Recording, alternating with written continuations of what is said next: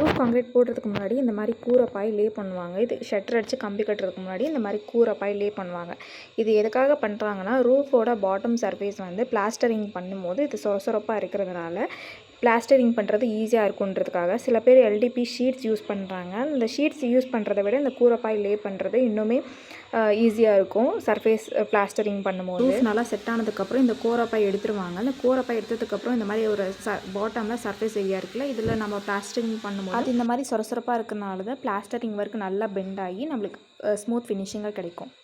Another important விஷயம் என்னென்னு கேட்டிங்கன்னா, இந்த எலக்ட்ரிக்கல் பைப்லைன். ரூஃப் கான்கிரீட் போடும்போது எலக்ட்ரிக்கல் பைப்லைன் கொடுத்துருவாங்க. இன்கேஸ் நம்ம இதை ஒரு ஃபோட்டோ காப்பி ஒரு வீடியோ காப்பி எடுக்க மிஸ் பண்ணிட்டோம்னா ரூஃபையே உடச்சி எடுக்கிற மாதிரியான நிலமை தான் வரும். ஏன்னா ரூஃப் கான்கிரீட் போடும்போது இந்த எலக்ட்ரிக்கல் பைப்லைன்ஸ் எல்லாம் ரூஃப்குள்ளே கன்சீல்ட் ஆகிடும். ஸோ மறக்காமல் ஃபோட்டோ ஆர் வீடியோ காப்பி எடுத்து வச்சுக்கோங்க. வீட்டோட ரூஃப் கான்கிரீட் பர்ஃபெக்டாக செட் ஆகிறதுக்கான இம்பார்ட்டன்ட் பாயிண்ட் வந்து வெதர் கண்டிஷனும் தான். மோஸ்ட்லி ரூஃப் கான்கிரீட் போடுறவங்க ஏர்லி மார்னிங் டு ஆஃப்டர்நூனுக்குள்ளே போட்டு முடிச்சிருவாங்க. ஏன் அப்படின்னு கேட்டிங்கன்னா, டெம்பரேச்சரும் ஒரு மெயின் ரீசன் தான். ஏன்னா லோ ஹீட் டெம்பரேச்சரில் தான் ரூஃப் கான்கிரீட் வந்து ஈவனாக செட் ஆகும். ஸோ இந்த ஒரு பாயிண்ட்டையும் நோட் பண்ணி வச்சுக்கோங்க.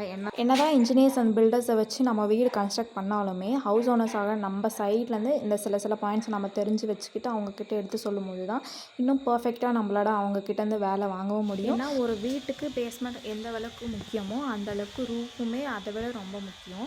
ஸோ ரூஃப் கான்கிரீட் போடும்போது ஹவுஸ் ஓனர்ஸாக நம்ம சைட்லேருந்து இந்த சில பாயிண்ட்ஸை நோட் பண்ணி வச்சுக்கிறது ரொம்பவே நல்லது. ஸோ மிஸ் பண்ணாமல் உங்கள் வீட்டுக்கு நீங்கள் ரூஃப் கான்கிரீட் போட போகிறீங்கன்னா இந்த மாதிரி சில பாயிண்ட்ஸை நோட் பண்ணிக்கோங்க.